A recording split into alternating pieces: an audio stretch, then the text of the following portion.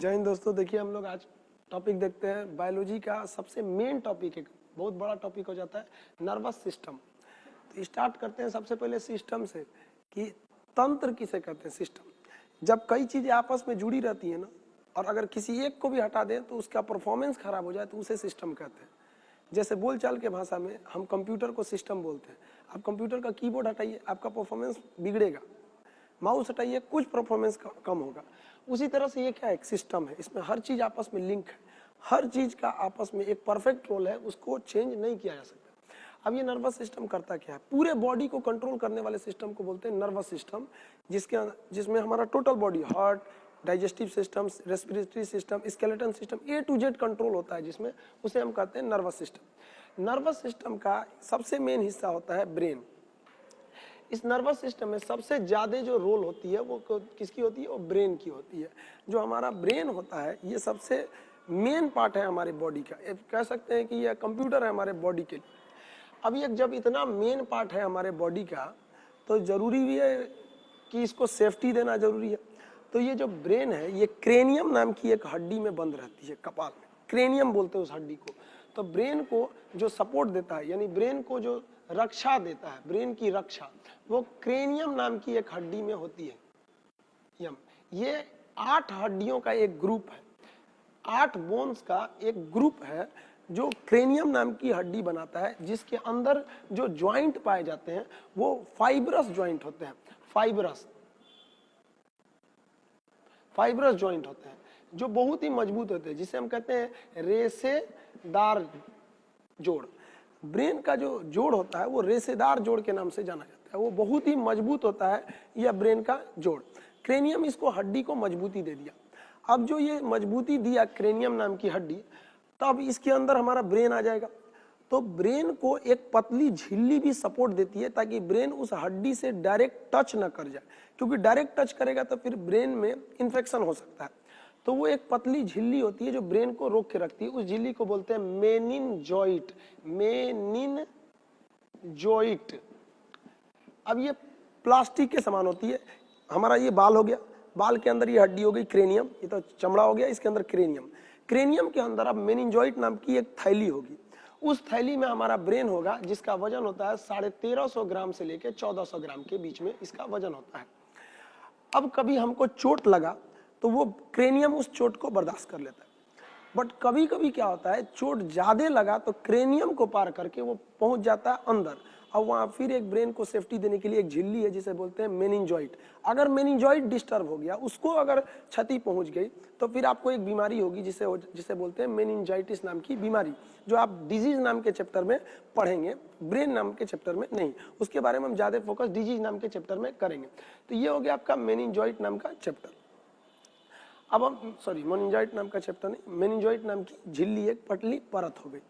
अब आगे देखते हैं हम इसको, मेनिनजॉइट की बात करिए। अब देखिए, देखते हैं ब्रेन। ब्रेन बना किस चीज का होता है, तो ब्रेन जो बना होता है तंत्रिका कोशिका का, तंत्रिका कोशिका का बना होता है। कोशिका, इस कोशिका को हम न्यूरॉन सेल कहते हैं, न्यूरॉन कोशिका भी कहते हैं।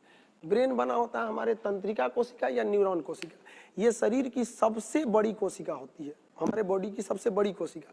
इस कोशिका की एक खराबी क्या है, इसमें कोई भी सेल डिवीजन यानी पुनर्निर्माण यानी कोशिका विभाजन नहीं हो सकता है।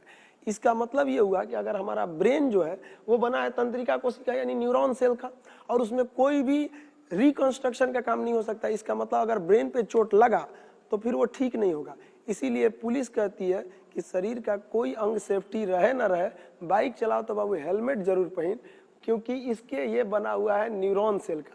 और न्यूरॉन सेल के अंदर सेंट्रोसोम नहीं पाया जाता है, और ये सेंट्रोसोम ही होता है जो रिकंस्ट्रक्शन करके हमारे शरीर को फिर से ठीक कर देता है।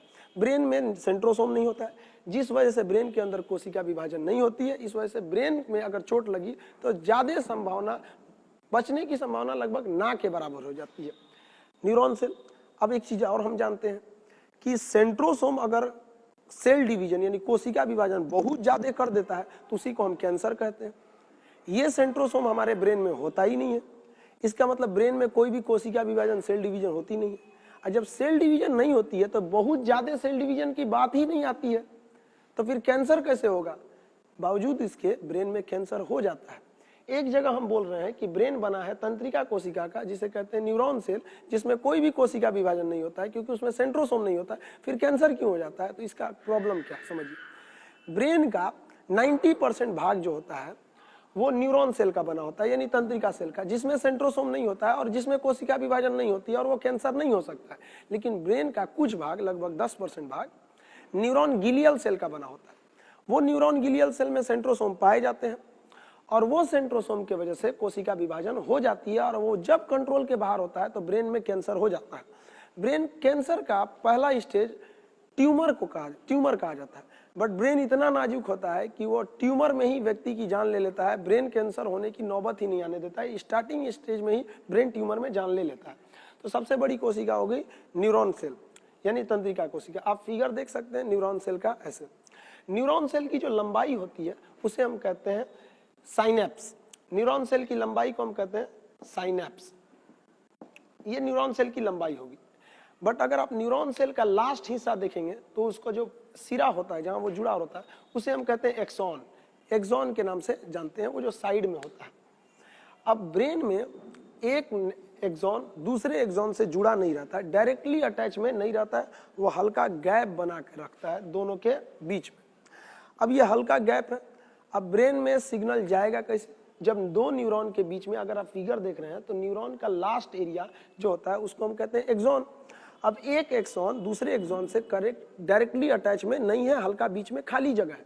अब कोई मैसेज जाएगा कैसे उस खाली जगह में? तो उस मैसेज को ले जाता है सोडियम, Na जिसका नाम होता है सोडियम। सोडियम अगर हमारे बॉडी में कम हो गया तो बॉडी में सिग्नल नहीं जाएगा। अब कभी कभी जब हमें गर्मी लगती है तो पसीना बहुत ज्यादा आता है। पसीना ज्यादा आने की वजह से पसीना के साथ साथ हमारे बॉडी का सोडियम भी निकल जाता है।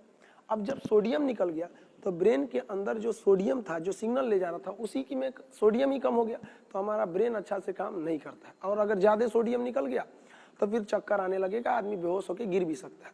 तो उसको डबल प्रॉब्लम हो गया, उसको ताकत भी चाहिए और फिर सोडियम भी चाहिए। तो ताकत कैसे देगा आदमी? उसको चीनी पानी देगा तो ग्लूकोज हो गया, उसमें 1 चम्मच नमक भी डाल देता है क्योंकि नमक NaCl का बना होता है। तो ताकत भी मिल गया और उसे सोडियम भी मिल गया और फिर से वो चलने लगता है। इसको बोलते हैं डिहाइड्रेशन, जल की कमी। डिहाइड्रेशन में जल भी कम हो जाता है और सोडियम भी दे दिया जाता है ताकि उसका ब्रेन जो वो अच्छे से वर्क कर सके। तो ये साइनेप्स हो गया, सोडियम के भाग हो गए यहाँ पे। अब आगे हम देखते हैं ब्रेन कैंसर, देख लिए कैसे कैसे होता है। एक्चुअली ब्रेन में अगर केवल नर्वस तंत्रिका कोशिका होता, न्यूरॉन होता तो कैंसर नहीं होता।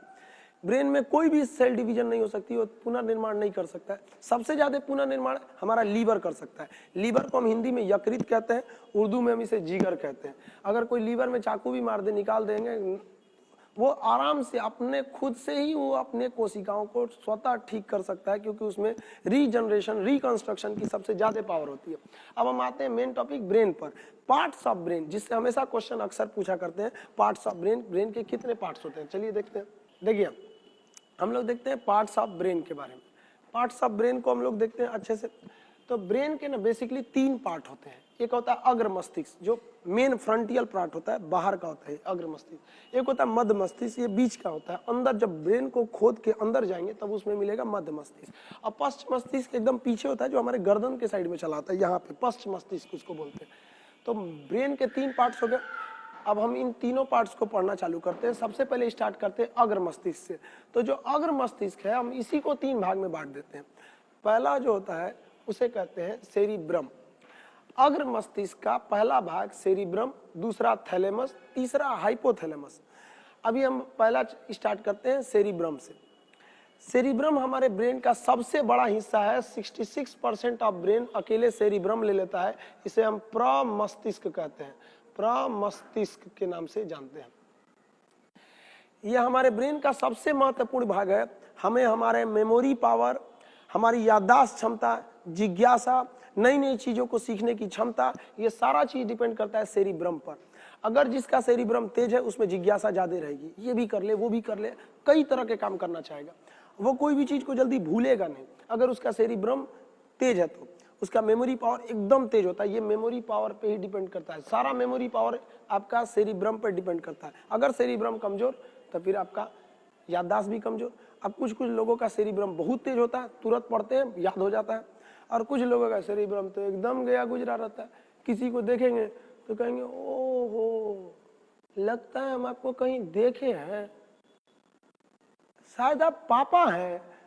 इस तरह से वो लोग हो जाते हैं, उनका तो सेरिब्रम पूरा ही खत्म है एक तरह से कहिए तो सेरिब्रम ये मेन हिस्सा हो जाता है। अब हम आते हैं थैलेमस पे। सेरिब्रम के बाद अगला पार्ट होता है थैलेमस। देखिए दोनों आपस में नाम मिल रहे हैं ना, तो काम भी हल्का हल्का मैच करता है। थैलेमस जो होता है ना, बाहरी वातावरण का आभास कराता है, बाहर एटमॉस्फेयर में क्या है उसकी जानकारी देता है हमको थैलेमस। यानी अगर बाहर ठंड है तो हमको थैलेमस बताएगा, बाहर गर्मी पड़ रहा है हमको थैलेमस बताएगा, कोई बाहर से पीट रहा है हमको थैलेमस बताएगा, अगर कोई पीछे से ऐसे पिन चुबा दिया तो ऐसे आदमी चौंक जाता है, थैलेमस बताया है। बाहर गर्मी बहुत पड़ रही है, बॉडी को बताता है कि बहुत गर्मी है पड़ रही है, कौन बताता है? थैलेमस। ठंड पड़ती है, थैलेमस। यानी बाहरी वातावरण का जानकारी कराता है थैलेमस। अगर कोई शराब पी लिया है तो उसका थैलेमस अच्छे से काम नहीं करता है, इसलिए शराबी को कितना भी पीटिए उसको दर्द नहीं करता है, सुबह में दर्द करेगा। जब थैलेमस काम करना चालू करेगा तब तो पूछेगा सेरिब्रम से कौन पीटा था रात में, याददाश्त रहेगा तो बताएगा कौन ठीक है कौन पीटा उसका। तो थैलेमस हो गया ये बाहरी वातावरण का। अब हम आते हैं हाइपोथैलेमस में। ये भी टेम्परेचर को कंट्रोल करता है, बट बॉडी के अंदर के टेम्परेचर को। अगर बॉडी के टेम्परेचर अंदर ज्यादा है तो पसीना के रास्ते छोड़ देगा, और अगर टेम्परेचर बॉडी के अंदर का कम है तो पसीना निकालेगा ही। और जबकि थैलेमस क्या कर रहा था, बाहर टेम्परेचर ज्यादा है या कम है उसकी जानकारी दे रहा था, और हाइपोथैलेमस अंदर टेम्परेचर ज्यादा है या नहीं ये उसकी जानकारी देता है।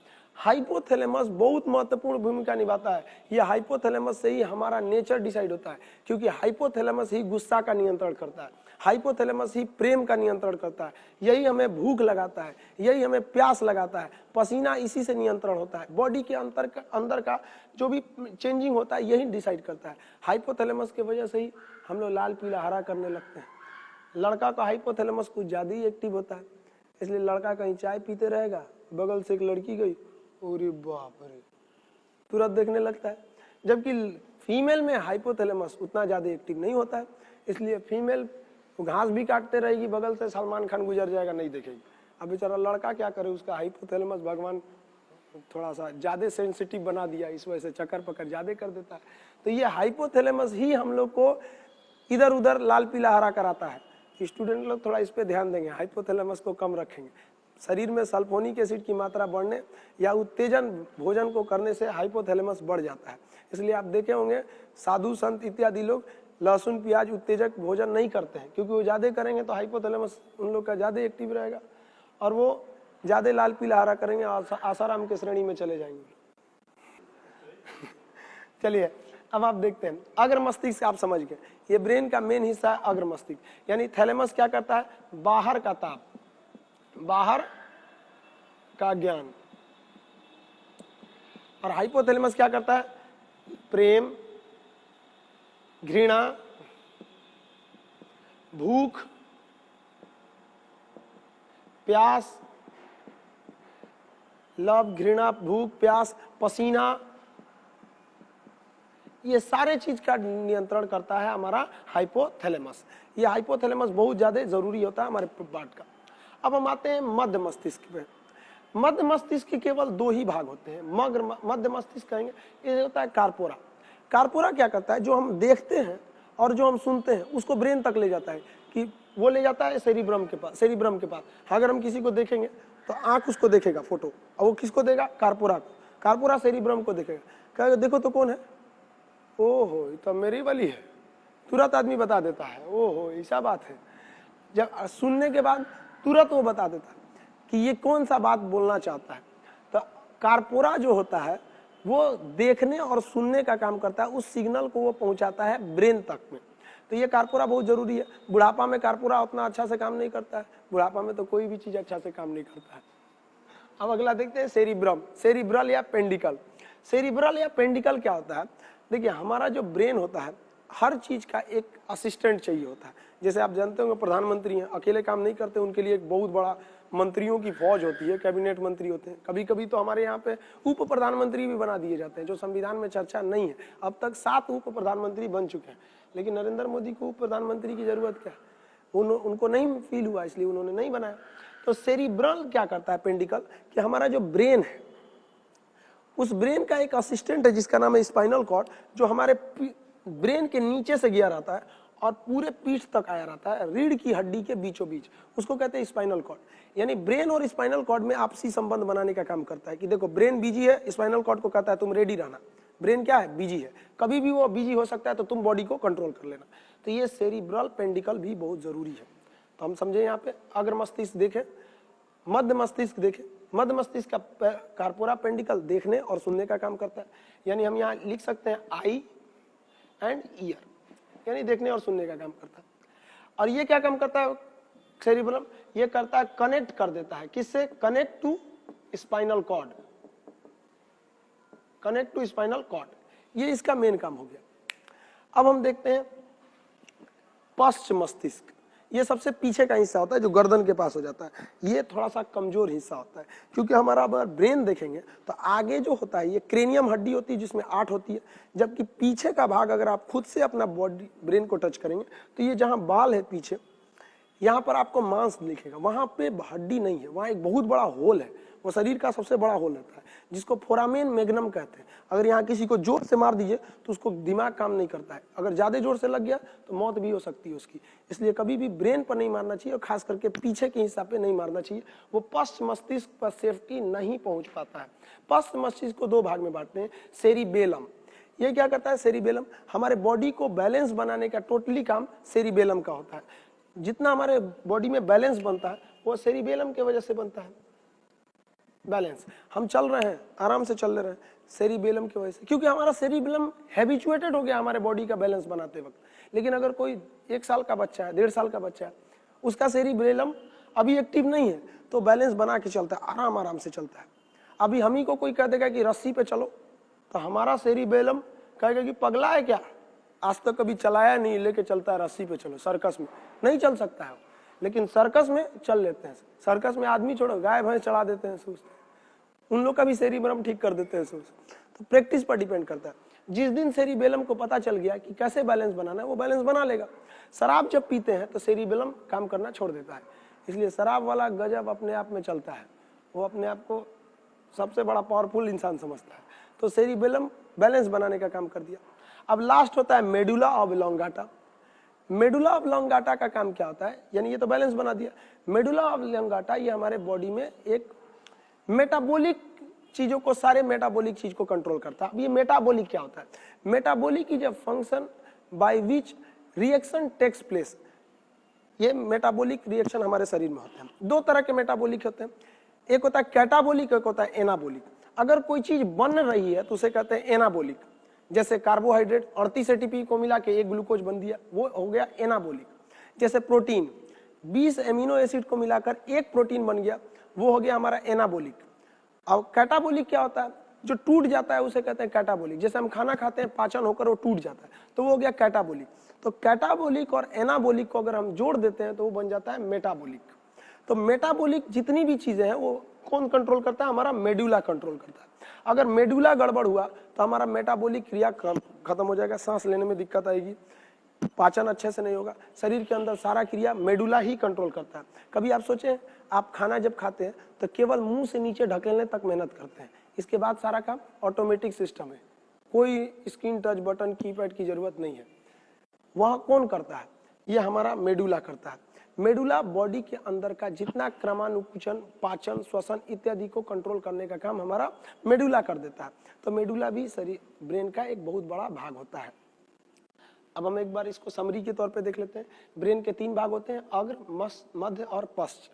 अग्र भाग जो होता है वो 3 भाग में बढ़ता है, जिसे हम क्या कहते हैं, सेरिब्रम कहते हैं। 66% भाग होता है, इसे प्रमस्तिष्क कहते हैं। ये याददाश्त, स्मृति, जिज्ञासा, नई नई चीजों को खोज करने की क्षमता को बढ़ाता है। थैलेमस बाहरी चोट, बाहरी गर्मी, बाहरी सर्दी का ज्ञान कराता है। हाइपोथैलेमस अंदर की गर्मी, पसीना, तापमान, घृणा, प्यार, भूख, प्यास इत्यादि को कंट्रोल करता है। मध्य मस्तिष्क का कार्पोरा सुनने और देखने का काम कर देता है, और ये cerebral connect to spinal cord से जोड़ देता है। और ये लास्ट वाला हिस्सा होता है, इसे क्या कहते हैं हम लोग, पश्च मस्तिष्क का पहला हिस्सा सेरिबेलम, ये बैलेंस बना देता है। ये दूसरा सबसे बड़ा भाग होता है। ब्रेन का सबसे बड़ा भाग तो हो गया आपका सेरिब्रम, और सेरिबेलम जो होता है ना, वो दूसरा सबसे बड़ा भाग होता है। अब ये मेडुला बॉडी के अंदर पाचन इत्यादि को कंट्रोल कर लेता है। ये हो गया हमारा ब्रेन। अब देखते हैं ब्रेन के बाद स्पाइनल कॉर्ड। ब्रेन से 12 जोड़ी नस निकली रहती हैं, 12 जोड़ी तंत्रिका। तंत्रिका मतलब क्या होता है? नर्व्स, नसें निकली रहती हैं, 12 जोड़ी तंत्रिका, तंत्रिका निकल गई है 12 जोड़ी। ये हो गया हमारा ब्रेन। अब हम बात करते हैं सेकंड ब्रेन की। सेकंड ब्रेन हम किसे कहते हैं? स्पाइनल कॉर्ड को। हमारे शरीर का पिछला जो स्पाइनल कॉर्ड है इसे हम क्या कहते हैं? Second brain. अब बात करते हैं सेकंड ब्रेन। ये ब्रेन से ही निकला होता है और पिछला हिस्सा होता है, नीचे तक आ जाता है रीढ़ की हड्डियों के बीच से। आप फिगर में उसको देख सकते हैं, सेकंड ब्रेन यानी स्पाइनल कॉर्ड को। चलिए देखते हैं अब स्पाइनल कॉर्ड के बारे में। स्पाइनल कॉर्ड को हिंदी में हम बोलते हैं मेरू रज्जु। ये ब्रेन का सेकंड भाग होता है, इसलिए इसको ब्रेन सेकंड ब्रेन कहते हैं, क्योंकि जब भी कभी ब्रेन बिजी रहता है तो सारी जिम्मेदारियां वो सेकंड ब्रेन यानी स्पाइनल कॉर्ड मेरू रज्जु को दे देता है। अब ये ब्रेन को तो सेफ्टी देने का काम कौन कर रहा था? क्रेनियम नामक हड्डी। अब ये स्पाइनल कॉर्ड भाई सेकंड ब्रेन है, इसको भी तो सेफ्टी चाहिए, इसको सेफ्टी कौन देगा? तो रीढ़ की हड्डी। ये रीढ़ की हड्डी के बीचों बीच से गया रहता है और कमर तक आया रहता है, स्पाइनल कॉर्ड पे पूरे नीचे तक आया रहता है। इससे 31 जोड़ी नसें निकली रहती है, 31 जोड़ी नस तंत्रिका, 31 जोड़ी तंत्रिका निकली रहती है, 31 जोड़ी। जबकि ब्रेन से निकला रहता है 12 जोड़ी तंत्रिका। हमारा ब्रेन टोटल 12 जोड़ी तंत्रिकाओं से अपना सारा काम करता है और पूरे बॉडी को कंट्रोल करके रखता है। जबकि स्पाइनल कॉर्ड जो होता है वो 31 जोड़ी तंत्रिकाएं निकला रहता है, यानी इस साइड में 31 नस और इस साइड में 31 नस निकला रहता है। टोटल 31 जोड़ा नस निकला रहता है हमारे स्पाइनल कॉर्ड से, और ब्रेन से निकला रहता है 12 जोड़ा। मेन बॉडी को कंट्रोल करने का काम करता है ब्रेन। कभी कभी जो होता है ब्रेन बिजी होता है तो वो सारी जिम्मेदारी दे देता है स्पाइनल कॉर्ड को। स्पाइनल कॉर्ड करता है, नो डाउट हम एकदम बढ़िया से कर देंगे, लेकिन उसको आदत तो है नहीं करने का। अब कोई काम जो डेली कर रहा है वही अच्छे से करेगा, और जो कभी कभी करने आ रहा है वो उतने अच्छे से कैसे करेगा? पूरे बॉडी को कंट्रोल करने का काम ब्रेन करता है, और उसको पता है कैसे कंट्रोल करना है बॉडी को, हाथ को कैसे उठाना है, किसको क्या, एक नॉर्मल वे में उठाता है। लेकिन स्पाइनल कॉर्ड को क्या पता हो, तो कभी टेम्पररी में आया, स्टेपनी में, तो ब्रेन अगर लग गया कहीं पढ़ाई वगैरह पे लगा दिया तो सारा बॉडी पढ़ाई पे लग गया। ब्रेन कह रहा है स्पाइनल कॉर्ड को तुम संभालना, हम पढ़ रहे हैं, तो आदमी पढ़ते रहता है। स्पाइनल कॉर्ड एकदम रेडी रहता है अपने 31 जोड़े नसों के साथ, यानी टोटल 62 नस रेडी रहना है। स्पाइनल कॉर्ड, ब्रेन बिजी है। और अचानक हमारा कोई दोस्त पीछे से आके बोलता है, ए भाई, चौंक जाते हैं, अरे क्या हो गया? क्यों? क्योंकि ब्रेन तो पढ़ रहा था। स्पाइनल कॉर्ड बेवकूफ 62 नसों के साथ, यानी 31 जोड़ा नसों के साथ हमेशा रेडी था। कोई बोला सबको जगा दिया, कहा देखो तो कौन बोल रहा है। तब ब्रेन कहता है बेवकूफ, ला हम संभालते हैं। तब वो देखता है, ओ भाई बताओ क्या हुआ था। तो ये अचानक कंट्रोल कर देता है कौन? Spinal cord. इस चीज को कहते हैं रिफ्लेक्स एक्शन। अचानक जो रिएक्शन होता है उसे कहते हैं reflex action. Total reflex action को कंट्रोल करने का काम जो करता है वो स्पाइनल कॉर्ड करता है, रिफ्लेक्स एक्शन। रिफ्लेक्स एक्शन, इसको हम कहते हैं अनुवर्ती क्रिया। रिफ्लेक्स एक्शन या अनुवर्ती क्रिया, जैसे पलक का झपकना स्पाइनल कॉर्ड देखता है, छींक का आना स्पाइनल कॉर्ड देखता है, खांसी आना स्पाइनल कॉर्ड देखना। जो भी अचानक होने वाली क्रियाएं होती हैं उन सबको देखने का काम करता है हमारा स्पाइनल कॉर्ड। इसलिए इसको हम लोग सेकंड ब्रेन के नाम से भी जानते हैं। तो ये हो गया हमारा स्पाइनल कॉर्ड। हम अचानक चौंक जाते हैं स्पाइनल कॉर्ड की वजह से। कभी कभी सोने में लोग चौंक जाते हैं, गाँव में लोग बोलते हैं चिहुक गया, तो वो किसके वजह से होता है? स्पाइनल कॉर्ड की वजह से होता है। इसे हम हिंदी में बोलते हैं मेरू रज्जु। तो ये हो गया हमारा ब्रेन और स्पाइनल कॉर्ड। ये मेन बॉडी को कंट्रोल किया ब्रेन, और सेकंड रूप से कंट्रोल किया स्पाइनल कॉर्ड। ये हम देख लिए स्पाइनल कॉर्ड। अब आगे समझते हैं। चलिए, हम लोग ब्रेन के बारे में देख लिए थे कि ब्रेन क्या करता है, स्पाइनल कॉर्ड के बारे में देख लिए थे, लेकिन शुरुआत में ही बताए थे आपको कि ब्रेन नर्वस सिस्टम यानी तंत्रिका तंत्र का एकमात्र हिस्सा है। अब हम लोग मेन टॉपिक देखते हैं, तंत्रिका तंत्र क्या होता है। तंत्रिका तंत्र 3 होती है। ये पूरे बॉडी को कंट्रोल करने वाली चीज को कहते हैं तंत्रिका तंत्र। इसके 3 भाग होते हैं, केंद्रीय तंत्रिका तंत्र यानी सेंट्रल नर्वस सिस्टम, परिधीय तंत्रिका तंत्र पेरिफेरल नर्वस सिस्टम, ये बाहर बाहर होती है, और स्वायत्त तंत्रिका तंत्र ऑटोनोमस नर्वस सिस्टम, ये पूरी तरह फ्री होती है, ये वर्क हमारे कंट्रोल में नहीं करती है। तो अब सबसे पहले देखते हैं केंद्रीय तंत्रिका तंत्र यानी सेंट्रल नर्वस सिस्टम क्या होता है। सेंट्रल नर्वस सिस्टम के अंतर्गत 2 चीजें आती हैं। पहला आता है ब्रेन, दूसरा आता है spinal cord. Spinal cord, brain हो गया और स्पाइनल कॉर्ड हो गया, ये तो हम समझ गए हैं। ब्रेन के बारे में बता दिए आपको और स्पाइनल कॉर्ड के बारे में बता दिए। इसका मतलब आप सेंट्रल नर्वस सिस्टम, तंत्रिका तंत्र, केंद्रीय तंत्रिका तंत्र समझ गए। जो तंत्रिका तंत्र यानी नर्वस सिस्टम का सबसे मेन पार्ट होता है केंद्रीय तंत्रिका तंत्र, और केंद्रीय तंत्रिका तंत्र का सबसे मेन पार्ट होता है ब्रेन। अब हम देखते हैं परिधीय तंत्रिका तंत्र, बाहर बाहर यानी पेरिफेरल तंत्रिका तंत्र क्या होती है। तो इसमें क्या होती है, जो ब्रेन से निकलने वाली 12 जोड़ी तंत्रिकाएं हैं, 12 जोड़ी तंत्रिका, और जो स्पाइनल कॉर्ड से निकलने वाला 31 जोड़ा जो तंत्रिका थी, तंत्रिका, उनको अगर हम मिला दें तो ये बन जाता है परिधीय तंत्रिका तंत्र। यानी अगर ब्रेन और स्पाइनल कॉर्ड ले तो वो केंद्रीय तंत्रिका तंत्र, ब्रेन से निकलने वाले 12 नसों को पकड़ ले और ये तंत्रिका तंत्र से निकलने वाले 31 नसों को ले ले, तो उन नसों के समूह को हम क्या कहते हैं, परिधीय तंत्रिका तंत्र, यानी वो बाहर बाहर से कंट्रोल करते हैं। अब हम बात करते हैं स्वायत्त तंत्रिका तंत्र। स्वायत्त तंत्रिका तंत्र ये क्या होता है, इसके बारे में पूरी तरह से क्लियर, इसका क्लियरिटी, इसका कहां से कनेक्शन है वो उतना जल्द इजी नहीं होता है, बहुत ही कॉम्प्लिकेटेड होती है इसकी रचना। ये बनता कैसे है, तो देखिए ब्रेन से कितनी नसें निकलती हैं, 12, और इस 12 जोड़ी, सॉरी 12 नहीं, और स्पाइनल कॉर्ड से कितनी नसें निकलती हैं, 31। तो ब्रेन से निकलने वाली 12 नसों में से कुछ तंत्रिका को, टोटल नहीं, कुछ तंत्रिका को, और स्पाइनल कॉर्ड से भी निकलने वाली 31 जोड़ा तंत्रिका में से कुछ तंत्रिका को मिला दीजिएगा तो बन जाता है स्वायत्त तंत्रिका तंत्र। यानी तंत्रिका तंत्र को अगर आप डीपली अगर देख रहे होंगे तो आप देखेंगे तो मेन तंत्रिका तंत्र जो है वो सेंट्रल नर्वस सिस्टम ही है, क्योंकि तंत्रिका तंत्र यानी नर्वस सिस्टम का 3 हिस्सा हो, केंद्रीय, परिधीय और स्वायत्त। केंद्रीय में कौन चला गया, मेन ब्रेन चला गया और स्पाइनल कॉर्ड हो गया। परिधीय में ब्रेन से निकलने वाला नस आ गया और स्पाइनल कॉर्ड से निकलने वाला नस आ गया, यानी ब्रेन से निकलने वाला 12 जोड़ा और स्पाइनल कॉर्ड से निकलने वाला 31 जोड़ा, टोटल को शामिल कर दिए तो परिधीय हो गया।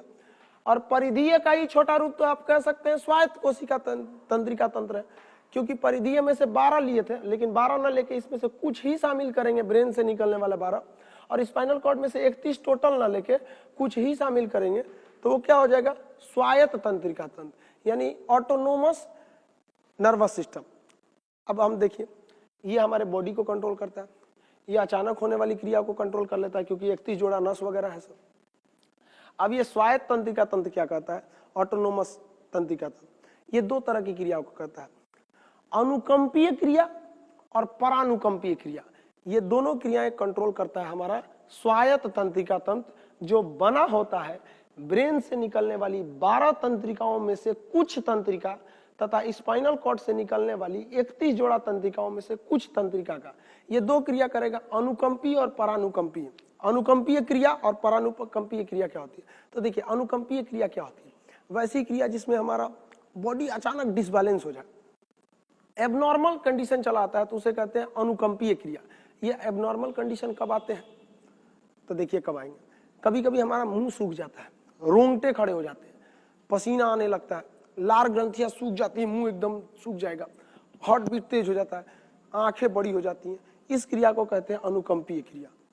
और जब ये ठीक होने लगता है तो उसे कहते हैं परानुकंपीय क्रिया। अब आपको नहीं समझ में आया, सपोज आप कहीं छत पे खड़े हैं रात के अंधेरे में, शादी ब्याह का माहौल, किसी के शादी की पार्टी में गए और अकेले चुपचाप छत पे खड़े हैं, सारे नीचे में पार्टी हो रहा है, रात हो चुका है, अचानक आपको छम छम करके घुंघरू की आवाज सुनाई देने लगी, आपका दिमाग खनक गया, तुरंत आपके रोंगटे खड़े हो जाएंगे, ये क्या है। और अगर घुंघरू की आवाज आप ही की ओर आने लगे तो पूरा मुंह सूख जाएगा आपका, रोंगटे खड़े हो जाएंगे, हार्ट बीट बढ़ जाएगा, आपका तेज हो जाएगा, पसीना निकलने लगेगा, हाथ पैर कांपने लगेगा। ये सारी क्रिया क्या होती है, अनुकंपीय। और घुंघरू की आवाज करीब आते गई, करीब आती गई, अचानक कोई आपके पीठ पर पीछे से हाथ रख दिया, फिर तो हार्ट बीट एकदम तेज हो जाएगा। ये सारी क्रियाएं अनुकंपीय क्रिया होती है, एकदम तेज हो जाएगा। आप अचानक देखेंगे पीछे तो खुले बाल में कोई औरत, सफेद कपड़ों में, रात का समय, छत पे कोई नहीं है, पूरा हार्ट बीट एकदम तेज। ये क्रिया होती है अनुकंपीय। आप ध्यान से देखेंगे उसको, तब कहेंगे द्वैत तरीके, तो हमरे वाली है रे, मेकअप नहीं की है इसलिए ना ऐसा लग रही है यहाँ पे। तब आपका सारा डर क्या हो जाएगा, खत्म हो जाएगा। तो आप में जो जो अनुकंपीय क्रिया हुई थी वो स्वायत्त यानी ऑटोनोमस, जो फ्री है, अपने से उसको कह देगा परानुकंपीय। आपकी आंखें बड़ी हो गई थी, नॉर्मल हो जाएगा, रोंगटे खड़े हो गए थे, रोंगटे अपनी जगह पे नस चले जाएंगे, मुंह सूख गया था, वापस मुंह में लार बनना चालू हो जाएगा, हार्ट बीट नॉर्मल हो जाएगा, पसीने रुक जाएंगे, और अगर पेशाब उसाब कर दिए डर के मारे तो कहेंगे बाद में आते हैं हम यहाँ पे। तो वो सब क्रियाएं क्या होती हैं? अब परानुकंपी, यानी अगर डर के मारे कभी किसी डर जो हो जाता है, अचानक डर होता है, उसे कहते हैं अनुकंपी, और नॉर्मल हो जाता है तो उसे कहते हैं परानुकंपी। जैसे भीड़ भाड़ के माहौल में गए, अचानक हल्ला कोई कर दिया, सांप निकल गया, तो वो क्या होता है? अनुकंपी। फिर कहते हैं मजाक कर रहा था, तो होता है परानुकंपी। इसे ब्रेन नहीं कंट्रोल करता है, ना ही स्पाइनल कॉर्ड कंट्रोल करता है। ब्रेन से निकलने वाला 12 नस में से कुछ नस और 31 तंत्रिकाओं में से कुछ तंत्रिकाएं इसको कंट्रोल करती हैं। ये सारे सिस्टम को मिलाकर बनता है नर्वस सिस्टम। नर्वस सिस्टम का 3 हिस्सा हो गया। अब तीनों हिस्सा को अच्छे से समझ गए। उम्मीद करते हैं आप सब लोग ये नर्वस सिस्टम का टॉपिक समझ गए होंगे। फिर मिलते हैं हम नेक्स्ट वीडियो के साथ, तब तक के लिए जय हिंद।